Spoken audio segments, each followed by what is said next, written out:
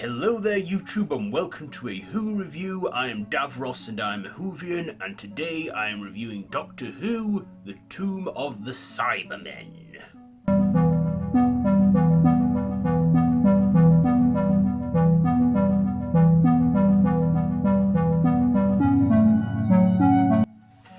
So this is a four-part story from 1967 where the Doctor and his companions Jamie and Victoria find themselves on the planet Tellos, where there is an archaeological team doing a dig on the ancient tombs of the Cybermen on that planet, only to find that things aren't as dormant as they thought they were as they awaken and, defrost the Tomb of the Cybermen, where they wake the Cybermen and their controller, and they plan to, resume their plans from before they were frozen, and of course the Doctor must stop them. And of course there are some people in the archaeological team that believe that they can lead the Cybermen, control them, but they are sorely mistaken. And of course, the Doctor has to put a stop to it all, which of course he does do. So that's pretty much the plot there. So what did I like about this one? Well, I thought Patrick Troughton was good in this, and again, witty and eccentric and full of his energy, which I liked from him. Like I say, he's one of my top favourite Doctors, so, Troughton, did a great performance. Also, Fraser Hines did as well as Jamie, playing his, at this point, really good friend and companion. We also had Victoria in this. I can't remember the actress's name now, it slipped my mind, but I think from watching this, she was still a bit new to the show, so was still coming into her own and wasn't as developed as Jamie was, especially her, her friendship with the Doctor in this serial. And I feel didn't do much, but like I say, I'm assuming from a previous story this was her early days, so she was still coming into her own. We had a supporting cast in this who played the archaeological crew, and some of them were smart, but then some of them were really dumb and wanting to release these Cybermen. So some of the characters there were not likeable. I also like the Cybermen. The Cybermen look pretty good in it, quite robotic, because they did have quite a bigger budget to improve the Cybermen, and they looked pretty cold, and menacing, even though they had the straight face. I also like the Cyber Controller as well. I believe this was the first time we'd seen any leader of the Cybermen, and yeah, he looked pretty different from the rest of them and was quite sinister.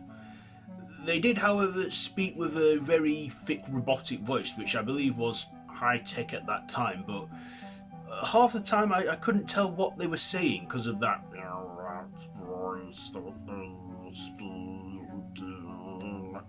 That's my best impression of those Cybermen. So at some points I couldn't tell what they were saying, so that's a little dislike there. But they had a lot of practical effects in there and visuals. I mean, there were a few cartoony visuals where they were making like lightning sort of come out, or doing a telepathic connection. I thought that was a bit cheap and tacky, but probably for the audience of 67 it was amazing to see.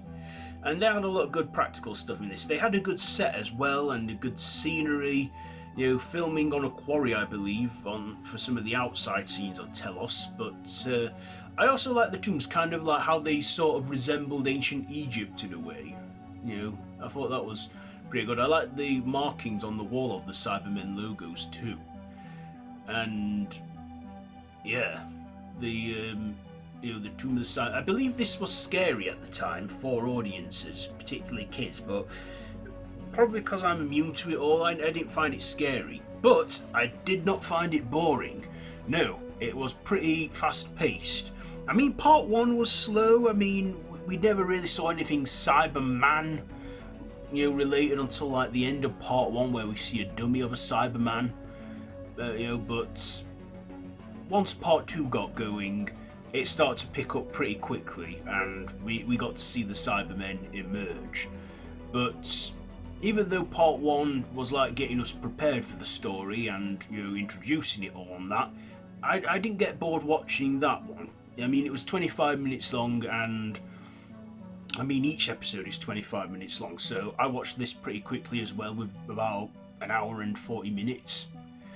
I also liked the cybermats. I thought they were a bit cheaply done, a bit poorly designed, didn't look intimidating at all, but that was probably, again, because I've seen better from Doctor Who in the modern era, but the cybermats looked okay, like little metal slugs.